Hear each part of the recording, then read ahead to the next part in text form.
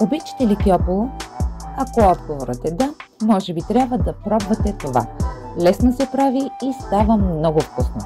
Спомням си много добре времето, когато в градинката на татко се появяха сините пътладжани и на трапезата ни се появяваше съвсем естествено и кьополото. То беше задължително за лятното ни меню. А малко по-късно, хоп, бурканите. Мама не пропускаше да го включи в земнината. Ех, че време беше! Всъщност, кьополото е една доста полезна разядка, пълна с витамини.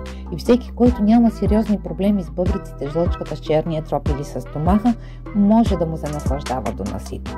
Но, може би, ако консумацията е умерена и разядката е добре вкусово балансирана, всеки ще може да и се наслади.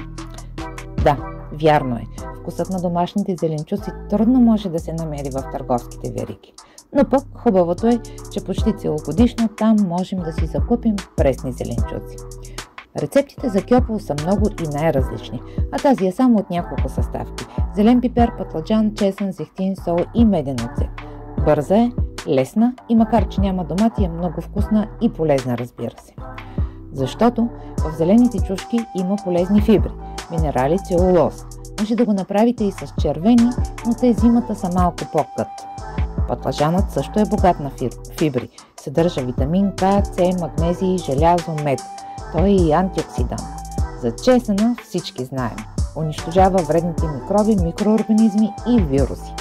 Зехтинът е един от най-старите познати хранителни източници, а меденият оцет е натурален оцет, съхранил в себе си полезните свойства на меда.